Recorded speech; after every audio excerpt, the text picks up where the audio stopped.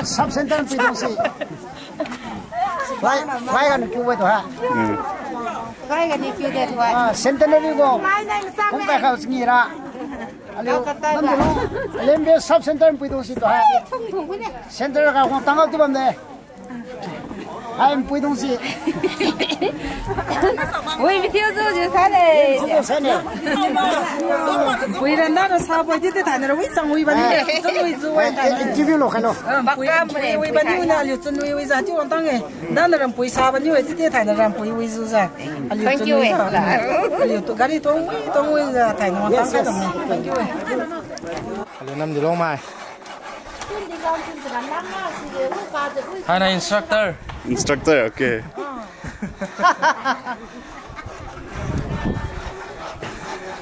Awak hai buku tiki kan tuna segalang kata itu mah. Kalau nak sepan gue spesialis.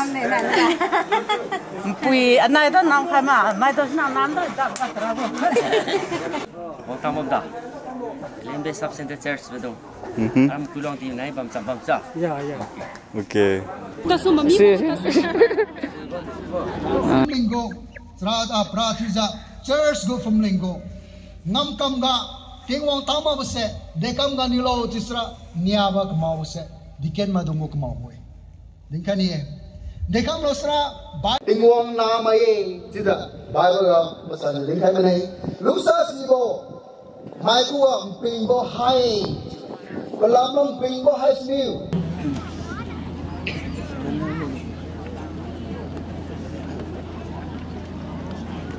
Itu kamu.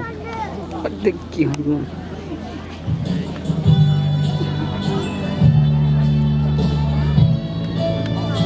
Sarap bang, karab tinggal nepi pang jek kam khai mi bu idisi. Sibu zeng mana, nekama serenang khai sak mi bu.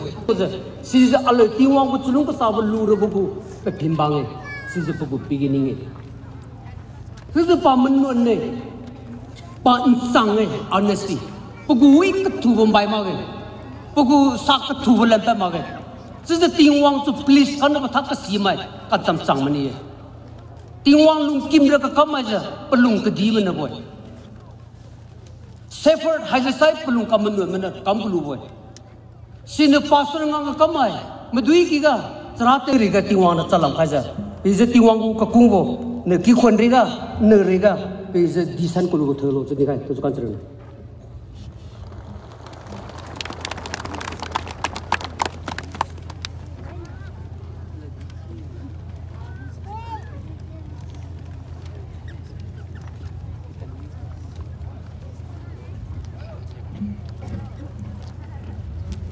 Isi kai woni sai so kumai pelu lengui mang mai marathini mai ba mesai ha bo aben muilam ten ga fuse ga medical team mai khai jiba me si zeni su marau ma ji wong khoi khara tizu pisi khai siro namazi asers mai to koi oglong fomling luison suli thibo tinga nliu news kyu kombo si komhomira ready bamra tu si pisi khai boing to koi bodon gai sai luison bokon oglong fomling luison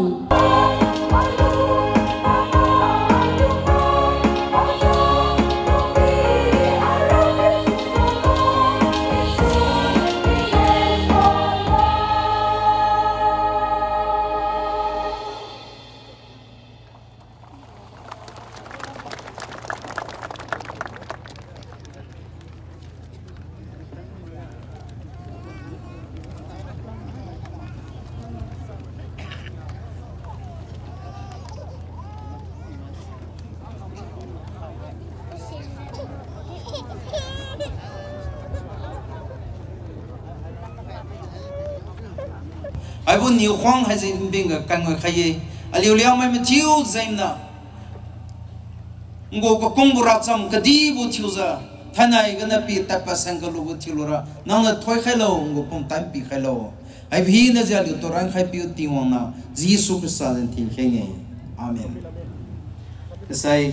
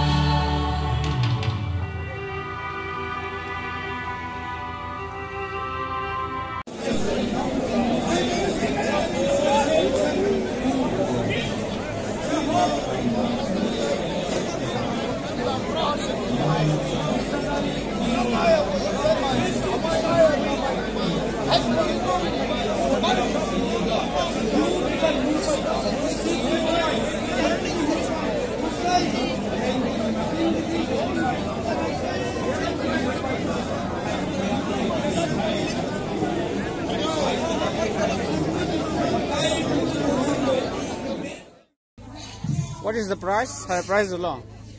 1,000. 1,000? Yeah. My friend, he will be buying souvenir. This is Njuta. Anything, everything available. One. This is Liangmai designer, Ben Wang, Z Ben Wang Liu. Hello. Z Ben Wang Liangmai. And what is her name? This is Dodo. Dodo. My sister, yeah. My sister. And what her name?